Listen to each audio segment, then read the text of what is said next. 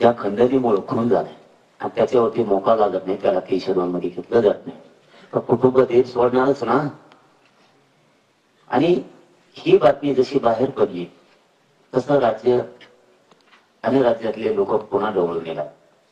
लोक मुख्यमंत्री साहेब एखादे वितरतील सुद्धा, कारण तुमचं पाऊल चुकीचं पडायला लागलं. जोपर्यंत तुमचं पाऊल चुकीचं पडत नव्हतं तोपर्यंत हा समाजही शांत होता आणि कुटुंब पण शांत होत. ही सत्य परिस्थिती. तर तुमचं पाऊल चुकीचं असं पडायला लागलंय मुख्यमंत्र्याचं की तुम्हाला त्या कोणतरी त्याचा धरलेला नाही. पगार केला आवला दिलं ती दुसरी एक जे मोबाईल पुढे फेकून दिला. ही पगार फायदा त्यांनी मोबाईल फेकून दिला आणि यंत्रणेला 1.5 महिना झाला तरी मोबाईल सापडत नाही. किती मूर्ख कोणाचं लक्ष नाही. तुम्हाला मोबाईल सापडत नाही त्या सोडून काढा, ते सगळं सांगत. आणि त्या मोबाईल मध्ये बहुतेक खूप जणांचे पुरावे आहेत. तो मोबाईल फेकून दिला. याच्यात बरेच गुंतणार आहेत.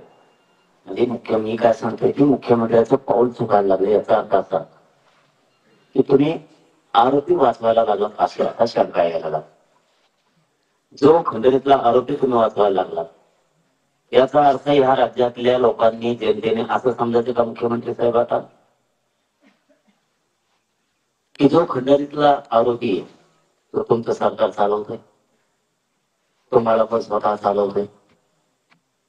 मोदींपेक्षा मोठा लागला की काय की ज्याला तुम्ही आरोपी करू शकत नाहीत. 302 कोणचं राजकारण चालवलं तुम्ही, कोणचं सरकार चालवायला लागला तुम्ही की तुम्हाला 302 मध्ये एक भंगार वड्या नाल्याची जात ती भंगार ती त्याला तुम्हाला साधं 302 मध्ये घेता येत नाही. संयम सुटण्याचं कारण सांगतो. आज दिलेकर आत्महत्या करायचं म्हणतात. आमची असा लावला आहे आम्ही सडक का काय फडणवीस आहे मळण का काय गाडी ती तुमच्या वॉशिंग सेंटर नेऊन जावं लागेल का काय तुम्हाला. मी ते चॅनलवर मला टीव्हीला फोटो दिसले तिला कव्हर लावलंय वर आरोपीच्या गाडीला कव्हर खराब होऊ द्यायचा ना काय का टाकायचं. तिथला PSI PI खूप काय दिली थोडं गाडी. अरे फडणवीस आरोपीच्या गाड्याला पांघरून घालताय तुम्ही. मग येता येता त्या खंडणीतल्या आरोपीला कोणातल्या आरोपीला कपडे घेतले होते का काय आहे. येता कपडे अंगात नवे होते त्यांच्या तुम्ही घेतले काय होते. नीचपणाचा कळस किती असावा, राज्य कसं चालवावं किंवा तुम्हाला त्याच त्याने रोष असायला पाहिजे होता. त्या खंडणीतल्या आणि खुनातल्या आरोपीला कोणी सांभाळलं पुण्यात तो गायरेवाला कुठे हे मध्ये टाकणं कुटुंब म्हणता क्षणी गरजेचं होतं.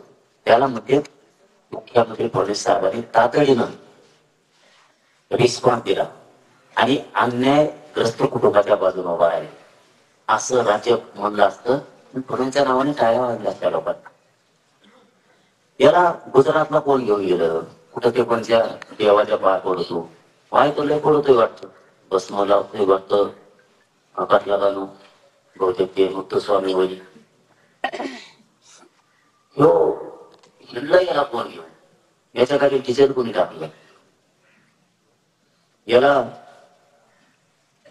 कोण डॉक्टर ही करतात नांदेडचा काकुडाला हेच आहे का घेऊन पळाला.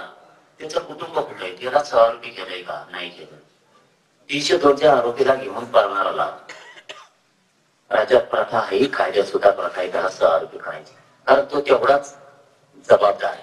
तेवढाच जबाबदार आहे तितकाच जबाबदार असतो आरोपीला पाठीशी घालणार घेऊन पळणार. कायदा थोडा थोडा आम्हाला कळतो फक्त आमची भाषा शेतकऱ्याची आम्ही ग्रामीण भागात कायदा थोडा थोडा कळतो आम्हाला.